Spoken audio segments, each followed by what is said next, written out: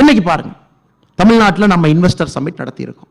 நமக்கு பணம் வேண்டும், மிக முக்கியம், பணம் வேண்டும். நமக்கு 6,64,000 கோடி நமக்கு வந்திருக்கு.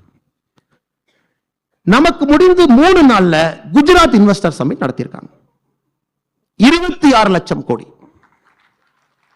2023 பிப்ரவரியில யூபி இன்வெஸ்டர் சமிட் 33 லட்சம் கோடி. 2022 கர்நாடகா இன்வெஸ்டர் சமிட் 10 லட்சம் கோடி.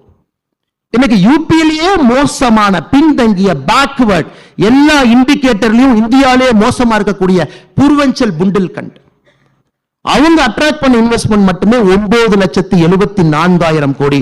மோர் தென் வாட் தமிழ்நாடு அட்ராக்ட். ஆனால் ஸ்டாலின் அவர்களும் திராவிட முன்னேற்ற கழகத்தினுடைய அமைச்சர்கள் புரிந்து கொள்ள வேண்டும். மணி will always see the future, money will never see the past.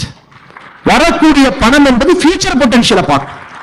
அடுத்த 20 ஆண்டுகள் எங்க ஸ்டெபிலிட்டி ஆஃப் பொலிட்டிக்கல் எக்கனாமி என்ன, பாலிடிக்ஸ் எப்படி இருக்கு, கரப்ஷன் எப்படி இருக்கு, கோயிங் ரேட் எப்படி இருக்கு, பவர் சென்டர்ங்கிறது 2 பேர் கையில் இருக்கா, டெமோக்ராட்டிக்கா இருக்கா, நான் ஒரு ஆடிட்டர் மட்டும் பார்க்கணுமா, இல்ல அண்ணா நகர் ஒருத்தரை பார்க்கணுமா, இல்ல நைட் போய் மருமகனை பார்க்கணுமா?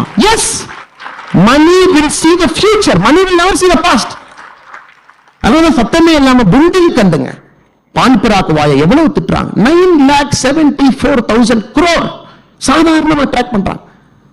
உத்தரப்பிரதேசம் 75 மாவட்டங்களுக்கு இன்வெஸ்ட்மெண்ட் வந்துச்சு. எவ்ரி சிங்கிள் டிஸ்ட்ரிக்ட் அட்ராக்டட் பண்ணி. இப்ப நான் சொல்றேங்க, never wake up UP.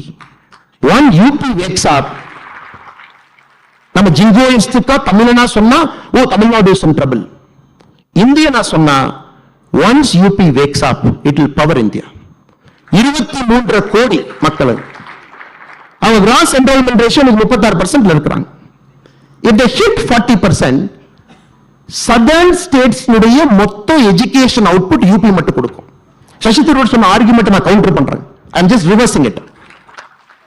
When UP's gross enrollment ratio hits 40% in a matter of 3.5 years, உங்களுக்கு ஒரு லேபர் நமக்கு தமிழ்நாட்டு கிடைக்க மாட்டாங்க. Tamil Nadu is in serious trouble 2028, 2029. காரணம், மேனுஃபேக்சரிங் இண்டஸ்ட்ரி யூபியை நோக்கி போச்சுனாங்க, we are in serious trouble.